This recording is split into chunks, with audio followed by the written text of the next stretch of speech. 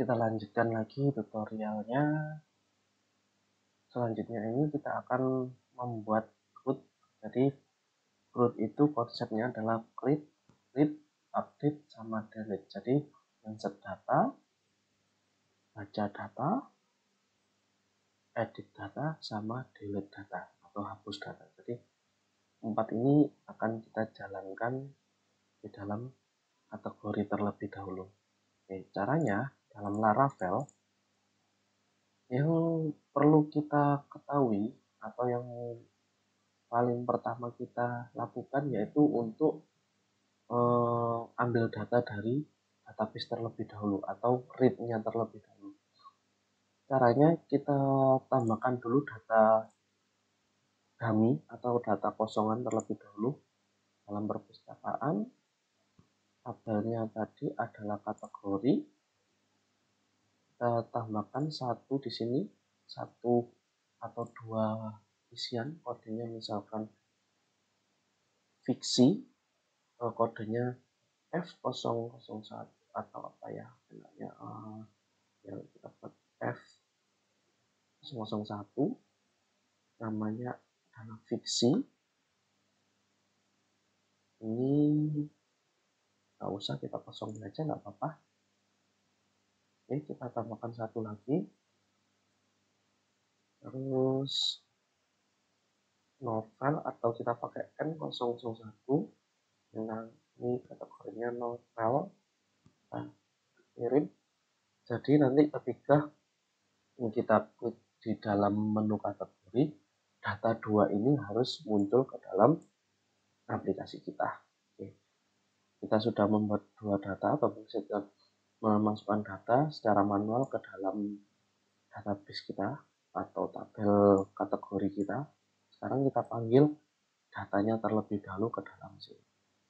Dalam Laravel, kita untuk memanggil data itu memerlukan yang namanya controller. Jadi untuk komunikasi dengan database-nya adalah model, untuk memanggil, menghapus, dan lain sebagainya, untuk perintah-perintahnya itu kita pakai controller. Nah, caranya kita harus membuat controller dulu. Nanti controller akan masuk ke dalam app HTTP controller di sini. Kita nggak perlu membuat controller itu secara manual. Jadi kita bisa pakai perintah yang ada di dalam Laravel. Kita buka terminal lagi dengan cara PHP artisan make. Kita buat model terlebih dahulu. Apakah sudah ada model yang sudah kita buat?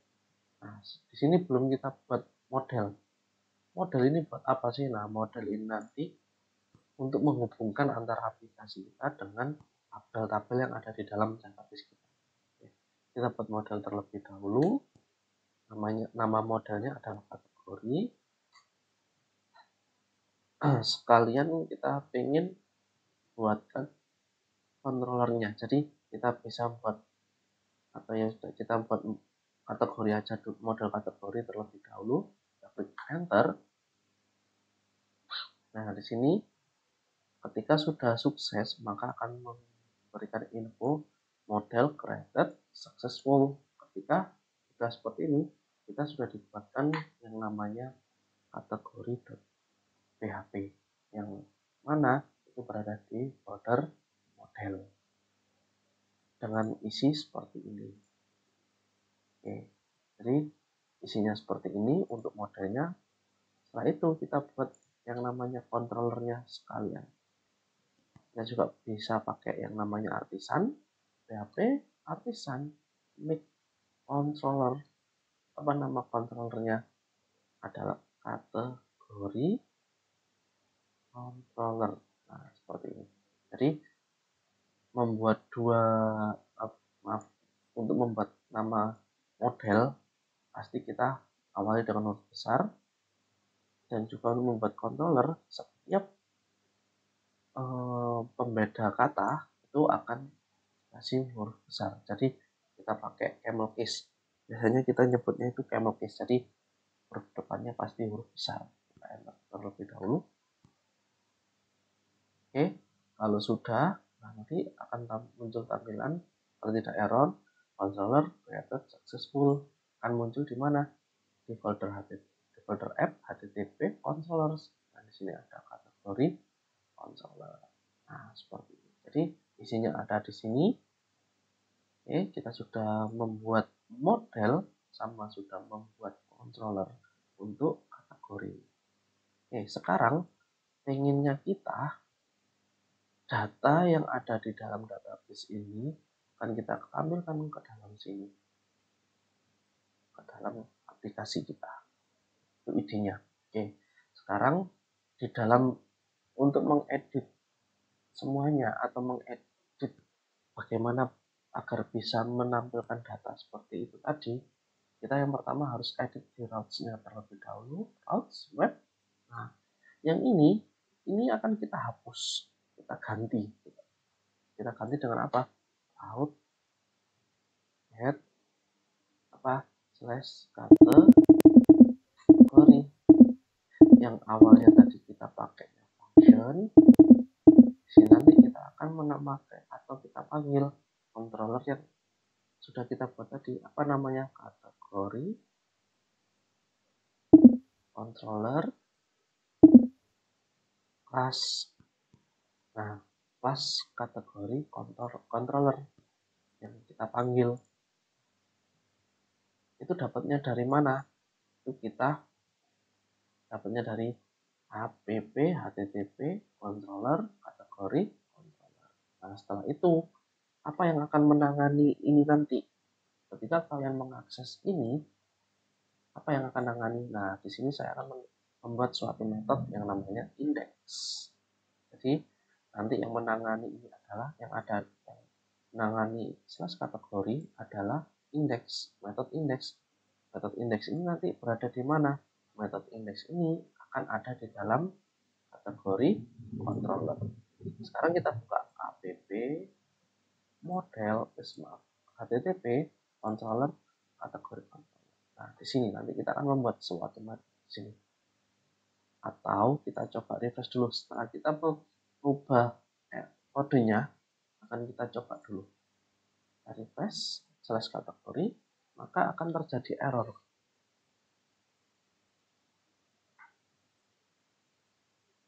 Kita tunggu sampai notifikasi errornya muncul.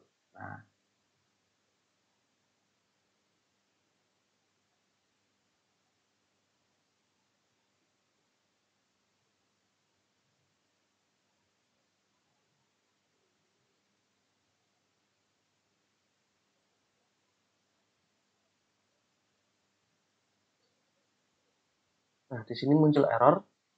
Errornya apa? Method index does not exist. Mana? Yaitu di kategori controller.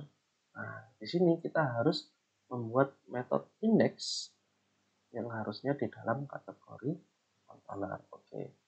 Nanti kita buka apa? Kategori controller di sini. Kita buat yang namanya public function index.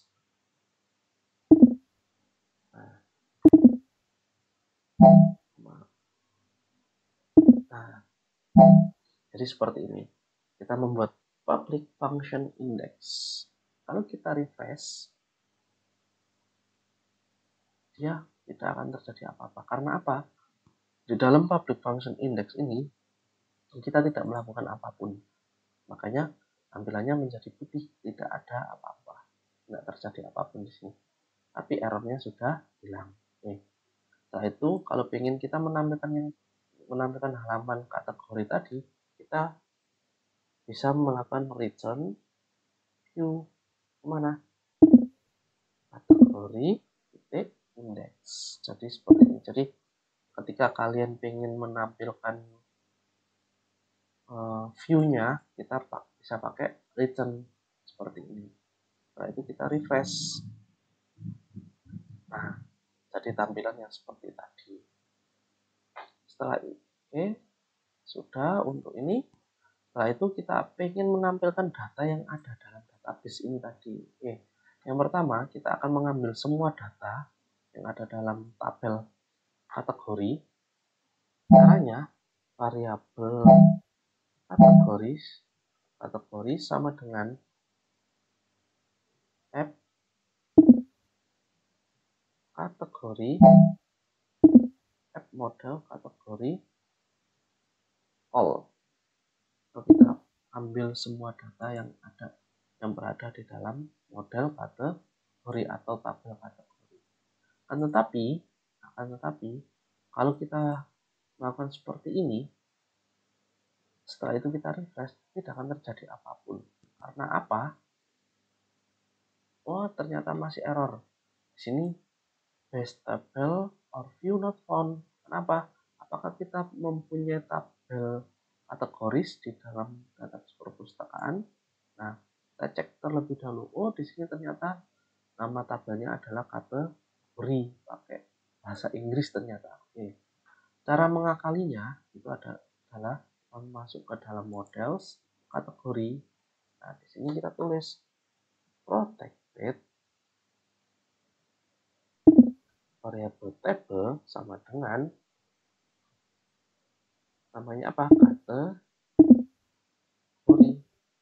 Nah, kategori maaf gitu. Kategori seperti ini. Kalau kita refresh,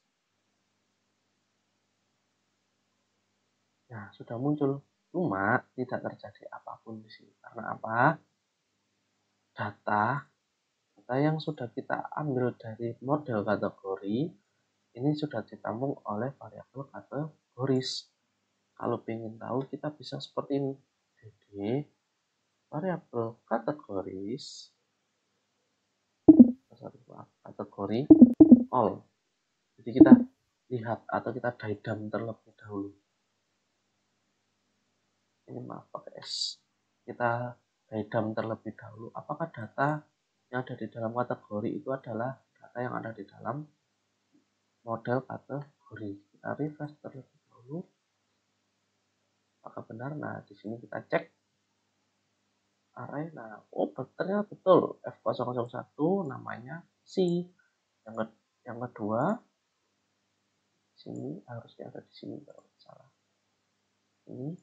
Nah, N001 namanya novel. Oh, ternyata sudah betul. Berarti data variabel kategori ini sudah menampung data yang ada di dalam tabel kategori. Seperti itu. Oke. Berarti ini saya hapus. Ini hanya untuk mengecekkan yang barusan. Setelah itu kita uncomment lagi yang ini. Nah, sekarang kita tinggal mengirimkan data dari variabel kategori ini, kita kirimkan kemana? Ke index.split.php. Bagaimana caranya? Nah, dalam Laravel kita bisa pakai compact. Apa yang kita compact? Ini variabel kategori. Copy aja, seperti ini. Jadi nanti di dalam index akan memanggil yang namanya, kita bisa memanggil variabel kategori. Oke. Setelah itu kita masuk ke dalam index, dimana resource, view, kategori index. Nah, dimana kita akan panggil? Nah, di sini. Karena nanti datanya itu bukan hanya satu, bisa lebih, bisa 1, 2, 100, 1000, nah dan sebagainya. Makanya kita akan pakai looping di sini. Dalam Laravel, loopingnya kita bisa pakai yang namanya for each. Ini for each. Apa variabel yang kita kirim ke sini? Nah, variabel yang kita kirim tadi adalah kategori. Setelah itu, ini adalah collection. Collection itu jadi data yang banyak. Akan kita jadikan satu persatu. Setelah data banyak ini, kita rubah menjadi data satu persatu. Kita rubah juga nama variabelnya menjadi item. Seperti ini. Ini, tr ini, kita cut, masukkan ke dalam for each. Jadi, barisnya akan diulang, di looping terus sampai datanya habis. Jadi logikanya misalkan datanya 1000 berarti nanti barisnya juga ada 1000. Kalau datanya 10 maka nanti juga akan menjadi 10. Oh maaf, ternyata ada yang kurang. Satu lagi di sini. saya akan menambahi satu lagi, yaitu namanya kode. Ternyata saya lupa. Oke. Nah, yang pertama di sini untuk menampilkan datanya kita bisa pakai echo. Kalau dalam PHP itu biasanya kita pakai echo itu seperti ini. Biasanya PHP echo, nah seperti ini. Cuma kita dalam Laravel itu dipermudah hanya dengan melakukan kurung kurawal 2 kali. Setelah itu apa yang akan kita panggil? Variabel item. Kenapa kok item? Karena ini tadi adalah collection. Setelah itu kita jadikan dia menjadi item atau 1/1. Nah, setelah itu kita refresh. Kita coba refresh di sini. Apakah sudah benar? Nah, di sini sudah betul. Kodenya ada F001 sama N001. Loh, kenapa namanya kok masih fiksi? Nah, di sini kita masih tulis manual atau kita tulis sendiri. Nah, ininya datanya dari database. Sama halnya dengan yang kode, kita juga bisa menuliskan variabel item. Apa yang akan kita panggil fieldnya adalah nama. Kalau ini adalah field kode, kalau ini adalah nama. Kita refresh. Nah, datanya berarti sudah betul kita panggil. Kodenya F001, namanya fiksi, N001 ternyata juga novel. Nah, seperti itu. Jadi kita sudah berhasil melakukan atau memanggil data dari database atau read-nya. Ini sudah berhasil kita. Loh, kenapa kok ini nomornya masih 1/1? Harusnya 1/2. Kita bisa mengakali dengan helper dari Laravel, yaitu namanya variable loop, terus iteration atau iteration. Nah, kalau kita refresh lagi, sini nanti kita berubah itu 2, nanti meskipun sampai 100 pun berurutan. Jadi seperti itu. Jadi read-nya kita sudah berhasil. Setelah itu kita akan membuat tambah data di sini. Oke. Ini saya akan buatkan ini terlebih dahulu. Jadi nanti habis ini, sekalian saya buatkan hapus sama delete, hapus sama delete, edit sama delete. Nah, ini kita kalian saja kita buatkan di sini. Oke, untuk edit sama hapus saya pengennya itu nanti hanya tombol, jadi button, jadi nggak ada tulisan hapus atau edit seperti itu. Oke, yang pertama kita buat data dulu aja, button titik btn btn sm btn btn warning untuk edit, biasanya warna orange. Setelah itu saya inginnya itu pakainya hanya logo, nah, atau icon iva edit. Nah, kita pakai punyanya Font Awesome, namanya edit. Kita refresh dulu, akan muncul. Sudah muncul, tapi ini kok masih jelek. Nah, kita cek, oh ternyata ini salah. Harusnya btn sm btn warning. Kita refresh lagi.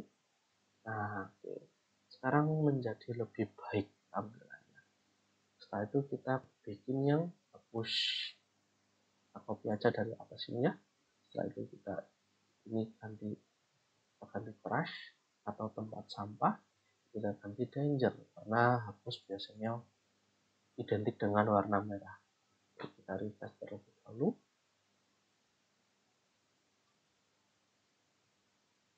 Jadi seperti ini. Nah, tampilannya sudah lumayan bagus. Setelah itu kita bisa menambahkan fitur tambah data, sama edit data, sama hapus data. Oke, baik. Untuk tutorial kali ini kita membaca data sudah sukses. Setelah itu kita akan melanjutkan untuk fitur tambah data. Oke, terima kasih. Sampai bertemu di tutorial selanjutnya.